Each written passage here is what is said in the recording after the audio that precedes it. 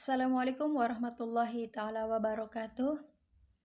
Bismillahirrahmanirrahim. Alhamdulillahi rabbil alamin. Wabihi nasta'inu ala umuri dunia wa din. Ashhadu an la ilaha illallah wahdahu la syarikalah. Wa ashhadu anna muhammadan abduhu wa rasuluh wa la nabiyya ba'dah. Khataman anbiya'i wal mursalin. Wa huwa khairu khalqi fil alamin. Allahumma sholli wa sallim wa barik alaih. Amma ba'du. Dengan channel Tukang Kebon dan Kucing yang setia di sini, alhamdulillah wa syukurillah, marilah selalu dan senantiasa kita panjatkan puja dan puji syukur kehadirat Allah Subhanahu wa taala atas segala limpahan rahmat, berkat, karunia, hidayah, inayah, taufik, dan juga segala kebaikan yang telah Dia limpahkan kepada kita semua.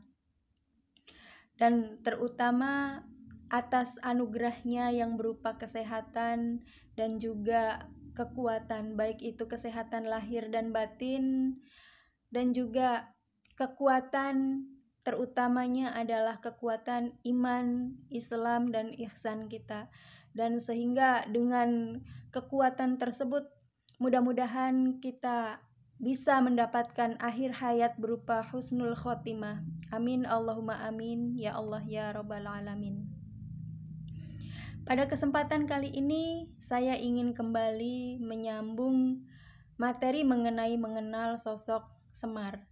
Sebelumnya saya mohon maaf dikarenakan di video yang bagian kedua saya sudah mengatakan bahwa di video berikutnya saya akan menyambung informasi mengenai sosok Semar tersebut langsung ke bagian tema atau judul Sabdo Palon atau Noyo Genggong. Akan tetapi rupanya setelah saya pertimbangkan kembali, saya cermati bahwa di bagian 1 dan bagian 2 itu masih ada informasi yang belum saya sampaikan, sedangkan informasi tersebut adalah informasi yang sangat penting dikarenakan di bagian yang ingin saya sampaikan sekarang ini mengandung keterkaitan utama antara sosok Sabdo Palon atau Semar ini dengan raja yang kemudian membawa serat yang kita jadikan sumber rujukan di video-video konten saya.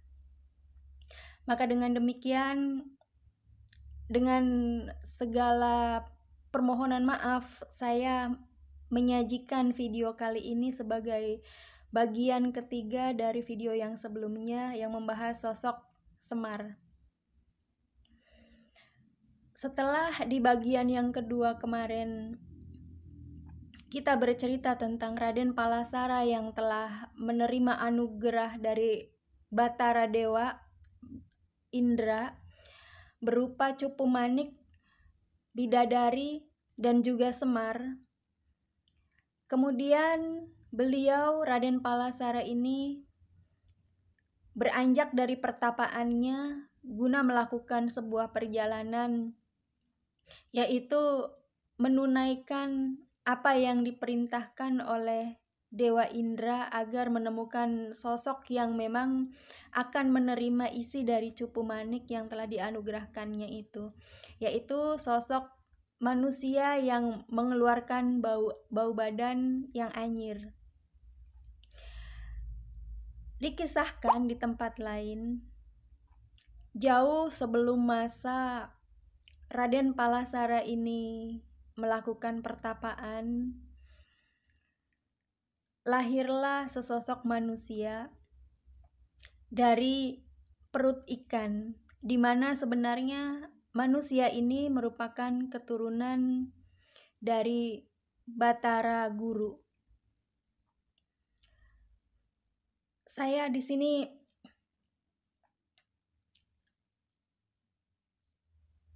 sedikit meminta kepada halayak sahabat Tukang Kebon dan Kucing yang setia yang menyimak video ini, apa yang akan saya sampaikan ini merupakan kebijakan lokal Jawa sehingga mohon kiranya untuk menyikapinya dengan bijak pula. Sebab kisah ini adalah kisah yang disampaikan oleh leluhur kita yang sebenarnya memiliki gambaran-gambaran yang sangat agung mengenai sejarah yang kita miliki menurut versi kita sendiri, bukan menurut versi luar dan bukan pula menurut versi asing. Dan apabila sahabat-sahabat sekalian berkenan untuk membuka pintu hati, insya Allah sebenarnya apa yang saya sampaikan ini memiliki ajaran-ajaran kebijaksanaan yang sangat luar biasa.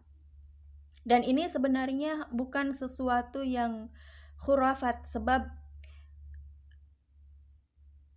saya memohon ya sebelumnya, buka hati kita. Apa yang saya sampaikan ini adalah bisa dibilang ilmu yang tingkat tinggi. Ini bukan saya membesar-besarkan atau meninggi-ninggikan tentang dasar keilmuan saya, tetapi ini semata-mata karena kita tujukan seluruhnya ini kepada nenek moyang kita. Saya lanjutkan ceritanya. Di sebuah tempat yang lain, lahirlah sesosok manusia dari ikan yang sebenarnya dia adalah keturunan dari Batara Guru. Seperti yang telah kita ketahui di video awal-awal, bahwa ketika Sang Hyang Tunggal ingin menyerahkan kerajaannya kepada salah satu anaknya, kemudian yang menerima kerajaan tersebut adalah Batara Guru. Disinilah kemudian terpaut ikatan bagaimana Semar menjadi pamomong, menjadi teman perjalanan dari Raden Palasara. Sebab dari ikan yang melahirkan sosok manusia ini, manusia tersebut adalah seorang perempuan yang kemudian diberi nama Dewi Setiawati atau nama lainnya adalah Dewi Amisan. Setelah Dewi Amisan ini besar, beliau mengambil pekerjaan menjadi seorang penambang rakit atau penambang kapal yang melalukan atau memberikan kendaraan kepada orang-orang yang membutuhkan jasanya dalam melintasi sungai, menyeberangkan orang-orang tersebut dari bagian yang satu, dari bagian tepi sungai yang satu ke tepi sungai yang lainnya. Kisahnya kemudian Dewi Amisan atau Dewi Setiawati ini melakukan pekerjaannya. Raden Palasara setelah melakukan perjalanan sekian lama, tibalah beliau di tepi sungai. Beliau sangat ingin untuk menyeberangi sungai tersebut, akan tetapi sungai tersebut cukup lebar sehingga tidak mungkin beliau merenanginya. Kebetulan beliau melihat ada sosok manusia yang memberikan jasa pelayaran untuk menyeberangi sungai itu. Maka naiklah beliau mengikut ke kendaraan yang disewakan oleh sosok tersebut, di mana ternyata sosok itu adalah Dewi Setiawati. Setelah melakukan setengah perjalanan, Raden Palasara menyadari bahwa ternyata tercium aroma-aroma anyir, tercium aroma-aroma ikan di sekeliling beliau. Maka bertanyalah beliau, aroma dari manakah ini? Maka Dewi Setiawati menyatakan bahwa itu adalah aroma tubuhnya. Di situ kemudian Raden Palasara menyadari bahwa sosok inilah yang memang harus menerima isi dari Cupu Manik. Dan diberikanlah isi Cupu Manik tersebut. Ada kejadian-kejadian, lalu hamillah Dewi Setiawati dengan Raden Palasara yang kemudian melahirkan sosok yang pasti insya Allah banyak dari kita semua mengenalnya, yaitu Raden Abiyasa. di mana beliau adalah nenek moyang dari raja-raja yang kemudian kita mengetahuinya, kita mengenalnya karena terjadinya perang Batara Yuda.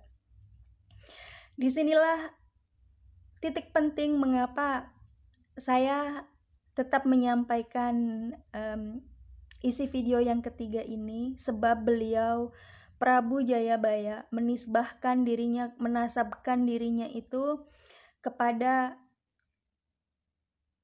Raden atau kepada beliau Abiyasa ini, dan beliau Prabu Jayabaya menyatakan bahwa beliau adalah keturunan dari Parikesit.